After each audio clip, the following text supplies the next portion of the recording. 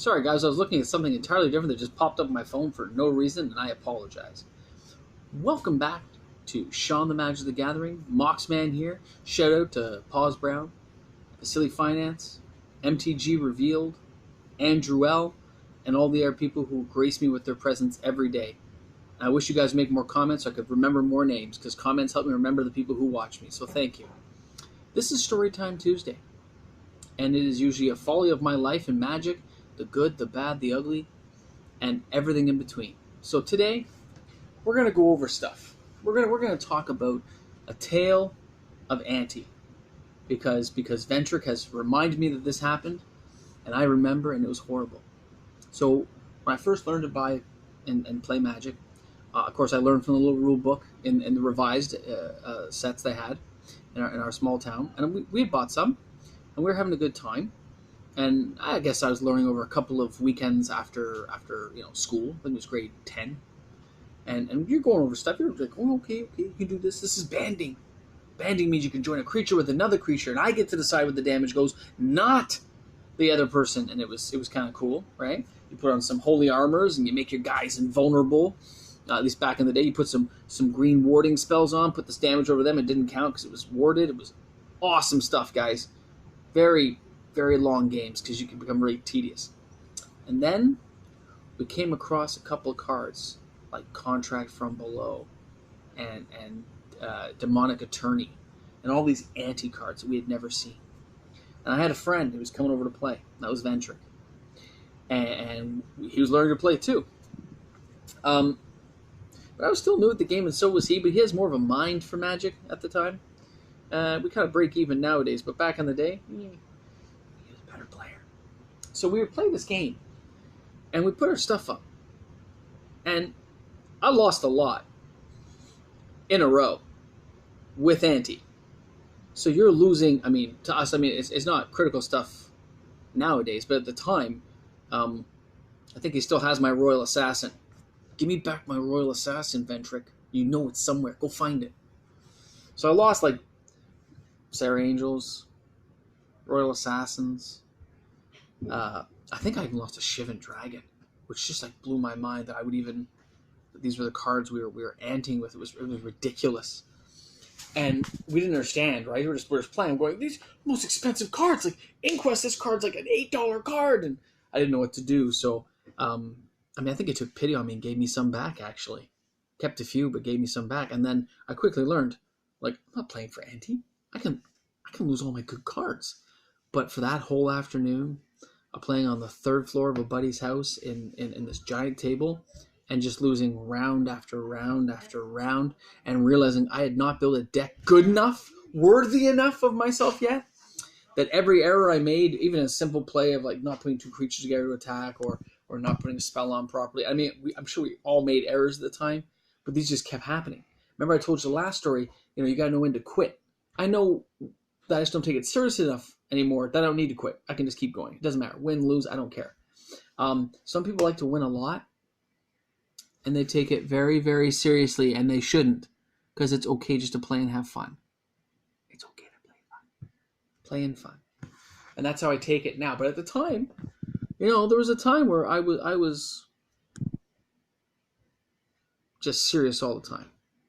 And all I wanted to do was win.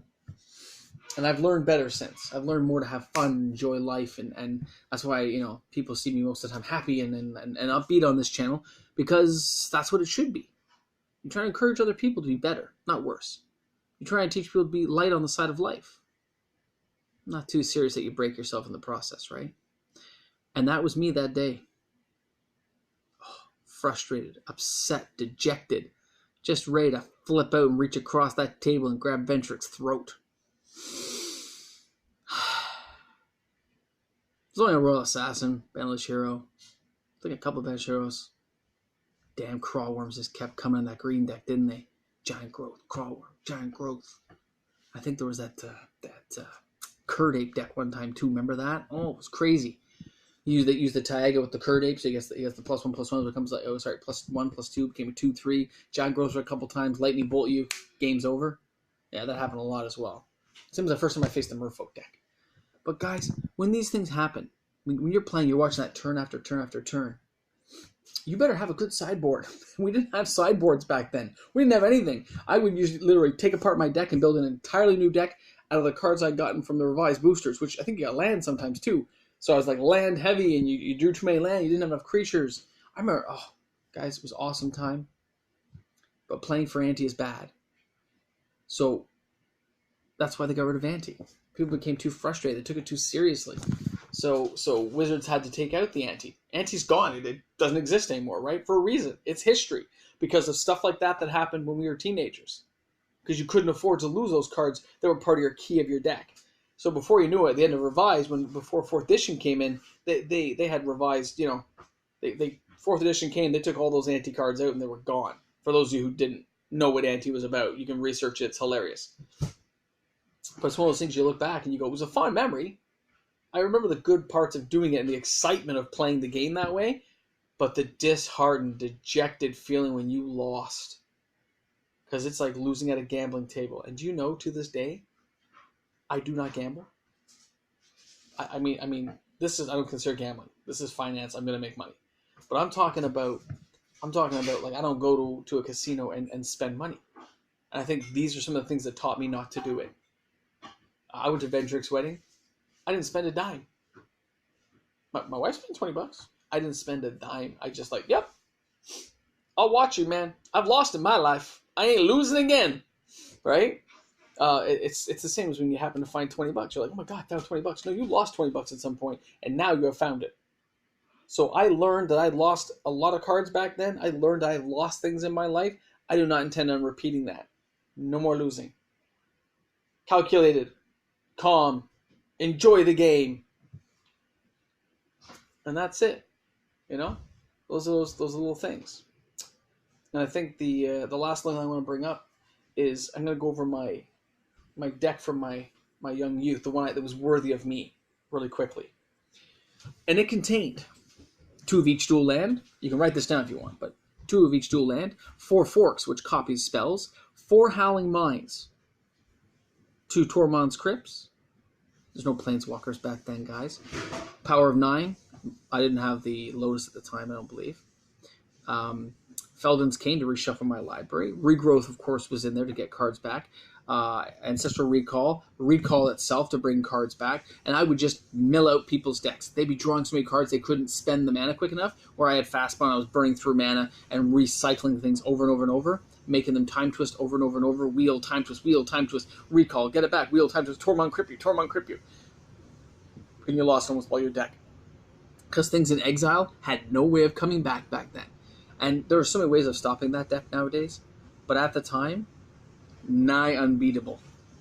Remember I talked about playing wing? Can you guess who the center king was?